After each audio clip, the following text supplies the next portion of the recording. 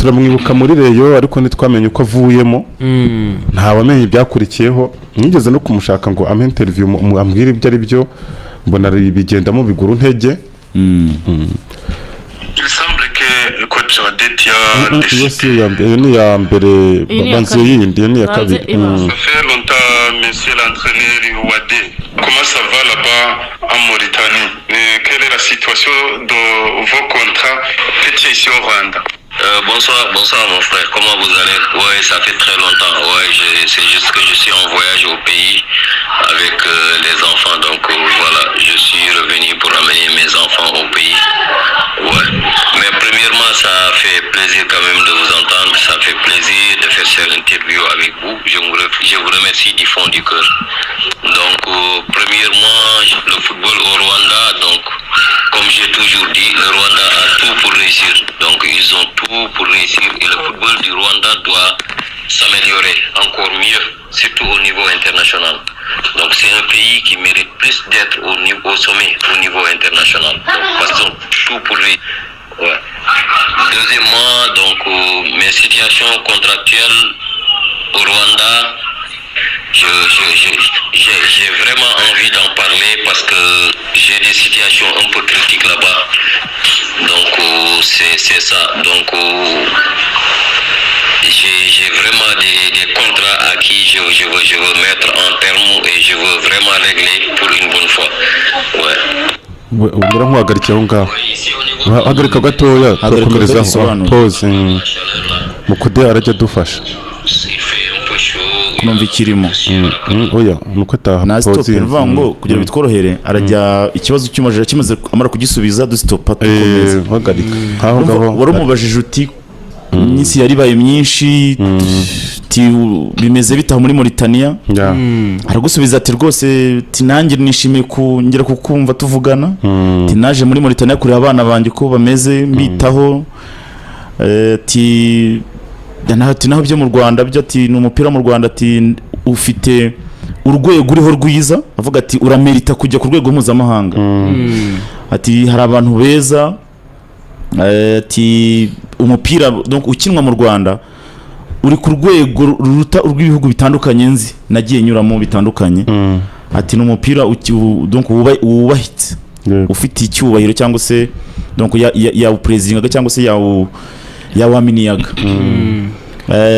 ariko akomereza ugomba kongera ingufu cyane cyane mu birebana n'ishusho yawo hanze nuko ngo nk'imyitwarire mu marushanwa mpuzamahanga niho awunenga nko muri competition mpuzamahanga mu marushanwa ahuza donc amakipe mu Rwanda n'ibindi bihugu nayo mu bindi bihugu bitandukanye avuga ati rero haracyari akazi gakomeye kugira ngo iyo revo tubona imbere mu gihugu donc inasakare cyangwa se ibe donc iri presentable donc hari ukuntu wayigaragaza hanze y'u Rwanda dukomeze n'ikindi kuko kijyanye n'ubwo turete tukomeza ko kijyanye n'uko yavugaga ko muri Mauritania ameze neza usubiye ko ngo hashyushye cyane ko hari n'ivumbi. J'ai décidé de rester chez moi et voilà, je suis resté chez moi et le contrat continue. Je vais même pas encore résilier le contrat. Fait un peu chaud. J'ai entendu beaucoup de versions par rapport à ma situation avec Rayon Sport, mais je préfère ne pas aller loin parce que Rayon Sport, pour être honnête, c'est une équipe que j'ai aimée, c'est une équipe que j'ai adorée, c'est une équipe que j'ai eu des amis. J'ai pas regretté de travailler avec Rayon Sport. Pour être clair, c'est une famille aussi quoi. Donc c'est une famille aussi. Donc pour tout cela, je pense que pour mes contrats, ça ne pose pas problème pour moi parce que les deux équipes, ce sont vraiment une famille. Moi quand même, je considère ces deux équipes comme ma propre famille. Donc je dirai jamais de mal sur les clubs. Et ce qui me lie entre eux, ils savent, moi je sais. Donc et j'aurai le temps de tout régler et mettre les choses en ordre. C'est pas la première fois que yavuga kuri contrat pinga era tangiye vuga usinzi na warumubajije ati kuki utayisutaha namaje no kuri contrat nyine bura nuko hari ahantu wihutijeho gato kuri Kiyovu yavuze ko agifite contrat ariko y'abana yo mu bana ati impamvu mwabambonaga no mu nkuru nuko bari ufite izindi contrat basinye n'abatoza babandi muri izo nkuru bakanga kuzakimira kuzigerekaho izindi banyitabazaga nk'uwo mu bana ariko kontrarangira cyarimo ati kandi hari nawe ushobora kuba mujutse kutahise umaze gutandukana ariko utahise utaha aravuga ati nanze kujya kure yari ati kuko rero nyifata nk'umuryango n'famiye ageza aho aravuga ati na Kiyovu ati ayo makipe abiri uko ari abiri ntabwo nari kuhita nyavamo ngo nirukanka ngende nyasige ati uko na amakipe abiri nkonsidera nka famiye reka dukomeze naho ngaho rugeze. Je t'ai approché pour discuter avec toi à propos de ton contrat avec Rayon Sport, puisque... Oui, mon frère Régis, c'est une question très pertinente. C'est une question très pertinente. Oui, c'est ce que je te dis, j'ai été clair et net avec vous. Donc, j'ai entendu plein de versions, même il paraît que certains des nouveaux dirigeants, ils ont fait une émission à la télé comme quoi que Rayon Sport ne doit rien du tout. Et c'est leur parole. C'est leur parole à eux. Parce que lorsque j'étais à Rayon Sport, ils n'étaient pas là. Donc Rayon Sport me doit de l'argent. Moi, Rayon Sport me doit quelque chose, honnêtement. Rayon Sport me doit quelque chose. Et eux, ils savent et moi, je sais. Donc, et quand ils continuent, et moi j'ai tout ce qu'il faut, j'ai tous les papiers et documents qu'il faut. Certes que je prends l'équipe comme ma famille, mais eux, ils ne me considèrent pas comme l'un de leurs. Et s'ils continuent à faire des choses, moi j'ai jamais demandé mon argent, je les ai jamais fatigués, je suis dans mon coin, eux aussi ils n'ont qu'à rester dans leur coin, comme ma famille. On reste une famille. Mais s'ils continuent à aller à la radio, avoir des journalistes pour parler de ma situation avec Rayon Sport, moi je vais réagir à la minute et on ira là où on peut nous séparer, moi et le club. Et moi je ne veux pas arriver là-bas parce que c'est une famille. Donc que chacun reste calme dans son coin. Moi j'ai pas de problème avec Rayon Sport, c'est ma famille. Donc, mais s'ils veulent aussi qu'on aille autre chose, on peut aller loin, moi et Rayon Sport. Ce qui est entre nous, c'est pas important pour moi. Autre chose, c'est pour cela que je ne veux pas aller loin. Parce que demain ou après-demain, moi, c'est une équipe que j'aime, c'est une équipe que j'adore. Je peux dire que l'amour que j'ai pour cette équipe, ça me dépasse même. Donc du coup, comme je te l'ai expliqué, je veux que la paix règne entre nous. Ce qui est argent ou pas, c'est pas important pour moi, ce qui est entre nous. L'essentiel que chacun respecte l'autre, que chacun donne l'autre ce qui lui doit, qu'on appelle le respect. Et demain ou après-demain, si je dois travailler à Rayon Sport, je vais travailler à Rayon Sport. Si je ne dois pas travailler à Rayon Sport, je ne vais pas travailler à Rayon Sport. Donc ainsi va la vie, quoi. Donc ça c'est clair avec Rayon Sport. Yaravuze ati rero ntabwo urabona namubajije kuko si ubwa mbere nashatse kumaza ngo nyine havuga ibintu byinshi kuri Wade kuva muri uzi ko yacecetse ntawamenya aho biganye ntavuge kenshi unagiye mwegeye muhamagara cyangwa twahura nkabimubaza hagaceceka naje naduhe mu by'ukuri ejo tutazumva ngo ibaruwa ivuye muri FIFA cyangwa ngo yareze cyangwa byagenze gute bihagaze bite mu by'ukuri version yuko abifata naho rero aravuga ati rero yahise asubiza avuga ngo ntabwo nagiye kure nyuma yo gusohoka muri rati kuko umuyobozi wari uhari ntoza si uhari ubu ngubu ati ntabwo nari kujya gutanga verisiyo zanjye mushyira amabanga yanjye hanze nari ati kuko ni ikipe nkunda cyane ati ni ikipe n'ejo bundi nakorera ati ntabwo ati nagumye muri kwe nagiye mu gikari ati nigiriye mu gikari mu nguni yanjye ati nanga kuhita n'expose cyangwa se gushyira hanze ibiri hagati yanjye na Rayon atari ku cyo abantu bagomba kumenya ati hari abavuze ko abayobozi bareba ngo bagiye kuri televiziyo ndetse no kuri radio bavuga ko ntacyo bangomba ko nta kintu umunyamakuru ndabaje kuri Wade atari ko igihari ati nababwizaho kuri ati Rayon hari amafaranga ingomba ati simvuze umubare nta nuwe nabiregeye ngo mbimubwira ati ariko nabo barabizi ko ati mfite impapuro cyangwa ngo byose byanyemerera binyemerera kuba nakishyuza donc iyo part cyangwa se ayo mafaranga ye ati rero bavuga ko Rayon nta kingomba baribeshya ati kuko ibimenyetso birahari hari iby'ingomba ati icyo nirinze ni ukubisakuza cyane ati kuko Rayon ni ikipe nubaha ati yaba uyu munsi cyangwa ejo nagarukamo ati cyangwa mu myaka iri imbere ati rero niyo mpamvu nanze ko nateza ikibazo hagati yanjye nayo ati donc ntabwo nanze guteza ikibazo hagati yanjye na famille yavugaga ni Rayon ati rero cyangwa ngomba kumenya nuko Rayon hari iby'ingomba kandi mfitiye uburenganzira mfite n'ibimenyetso. Il y a des rumeurs qui ont circulé récemment disant que l'équipe vous a suspendu. Qu'en dites-vous? On a eu des malentendus parce que je suis venu le même jour avec mon grand frère qui est actuellement l'entraîneur de Kiyovu, Malick Wade. On est venu le même jour, on a entraîné l'équipe durant toute la semaine au match de Kiyovu Sport à l'allée du championnat. Et arrivé à l'hôtel le jour du match, nous avons fait nos 11 partants et par la suite, on est rentré à la maison pour se préparer pour aller au terrain et par la grande surprise, quelqu'un nous a appelé à dire que les dirigeants, certains dirigeants, je ne sais pas jusqu'à présent c'est qui, certains dirigeants, ils ont venu changer les 11 de départ qu'on avait fait et ils ont mis leurs 11 de départ. Du coup, moi j'ai préféré rester chez moi, je ne me suis pas assisté à l'entraînement jusqu'à ce que ces situations cessent parce que ça doit arrêter, c'est pas du football ça. Donc du coup peut-être c'est un malentendu, mais j'ai un contrat avec eux jusqu'à présent. Comme je t'ai dit, c'est ma famille, je suis en bon terme avec le président, donc c'est pas un problème. C'était juste ça. Malick Wade, hagarika ngabo amaje Kiyovu byagenze bite ko hari n'ibyavuzwe ko waba warahagaritse. Aravuga ati giye rero ngari kumwe na mukuru we Malick Wade bateguye ikipe bagomba guhurana ikipe ya Rayon.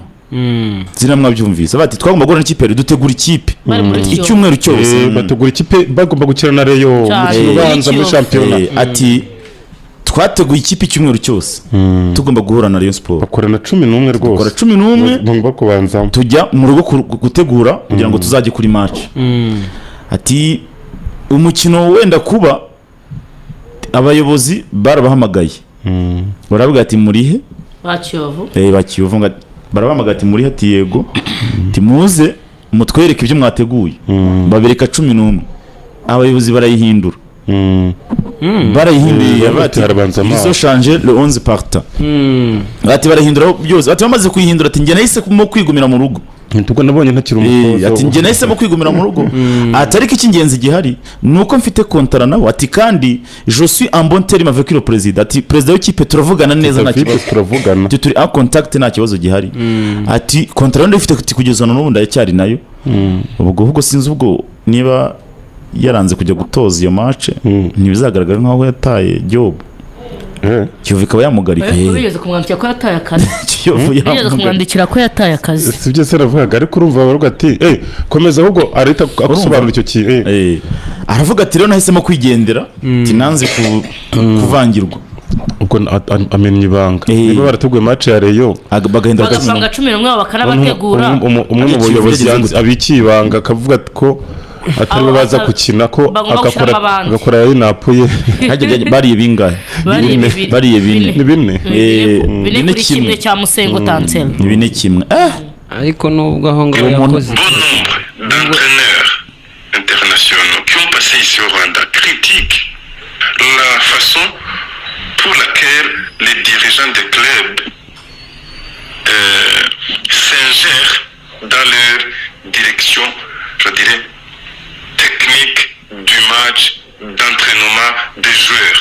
Moi, en tant que coach Mohamed Wade, je vous dis, moi qui a fait plus de 2 ans et quelques mois au Rwanda, je connais très bien le football rwandais. Et ils ont raison de le dire.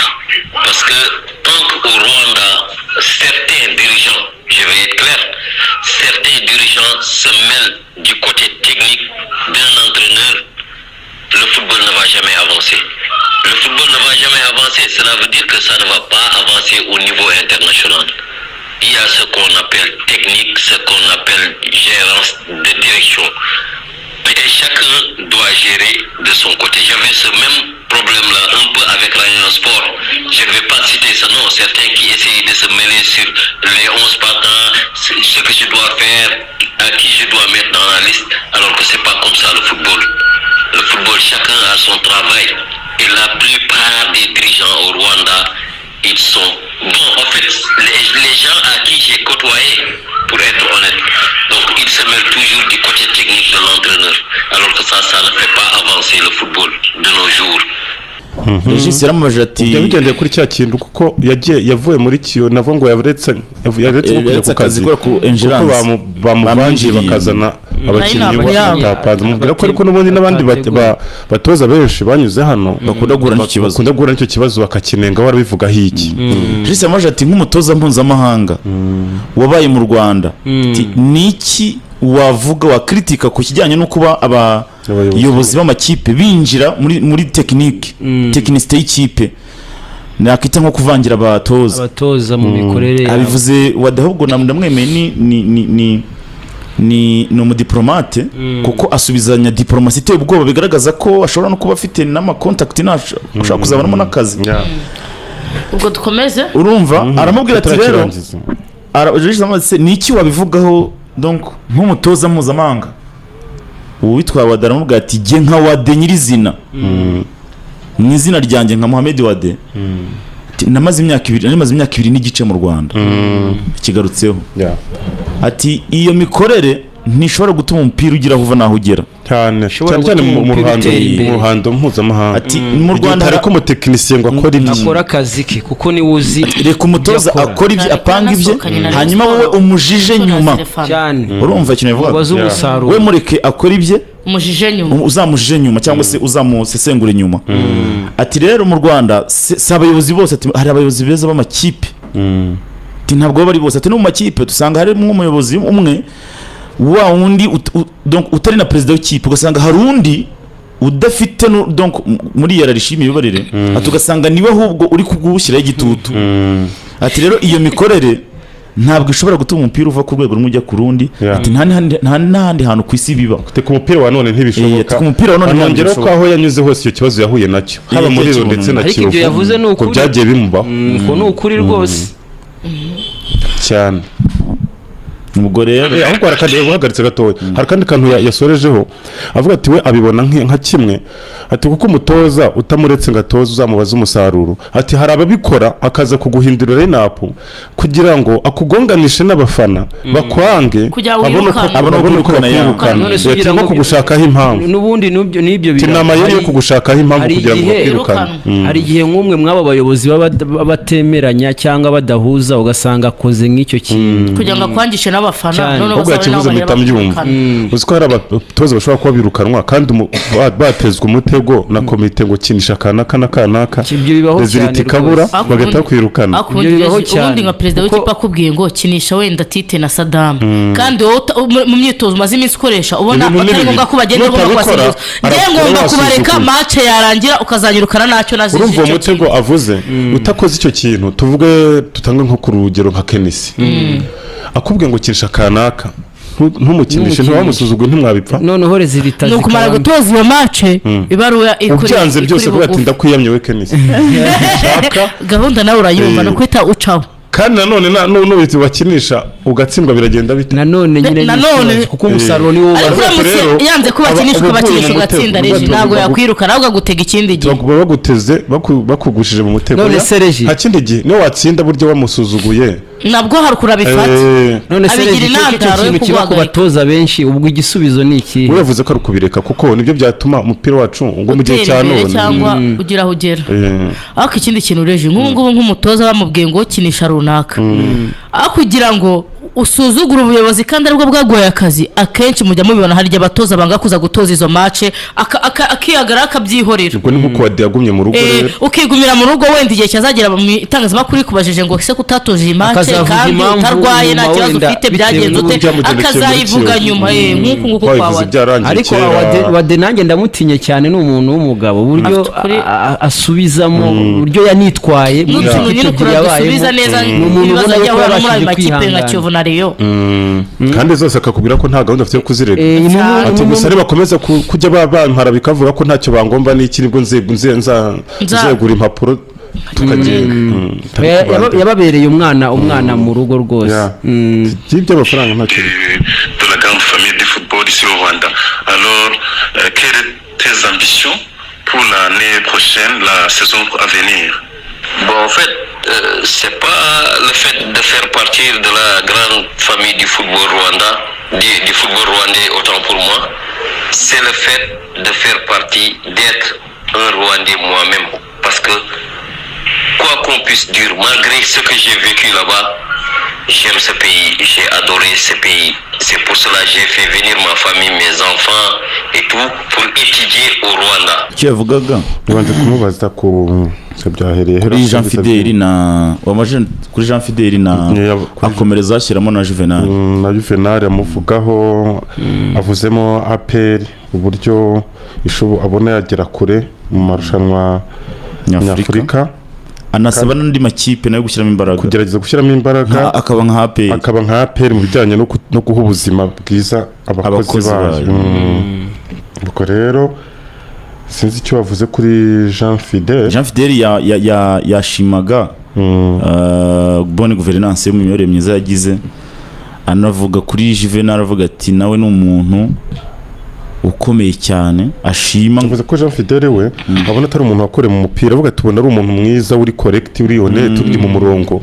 kumuzana mu hantu haba amaronete abantu bose b'indyarya batagira ukuri byaramuvunnye cyane naho yuve haryo tutumvikanyeho yego atari ko nzirikana ko ari we muntu wambaye hafi igihe mu bibazo byose nahuye nabyo aho ngaho turiwe nashoboraga kubona mu bandi bantu bose haryo tutahuje tariko gusa ni umuntu w'umunyamupira ati uzi uburyo ikipe yategurwa uburyo yaganira n'abakinnyi yaganira n'abatoza ati ni umuntu yahawe rugari yagira uruhare runini mu iterambere ry'umupira w'amaguru muri icyo gihugu hari ibindi twibagiwe n'ibyo muri rusange nta ubu ni Wade rero wibereye iwabo muri Mauritania iwabo wa Mamadusi Mamadusi nawe ni uwabo no kwa Wade so muri Mauritania n'umunyamauritania Mauritania aho ngira ngo aharya Adama no muri Mali na Miniba sabo muri Mali ubwo rero uwo ni Mohamed Wade watoje ikipe ya Rayon Sport yazanwe rwose n'umutoza Zerefani Yamini Zerefani cyane igihe Rayon Sport ikina amatsinda ishaka ijya muri Confederation Cup se ku bwa Jean Fidèle bakira Bengazi Kigali kabasezera so twatozwa na Yamini Zerefani n'uyu mutoza Wade yari yungirije Zerefani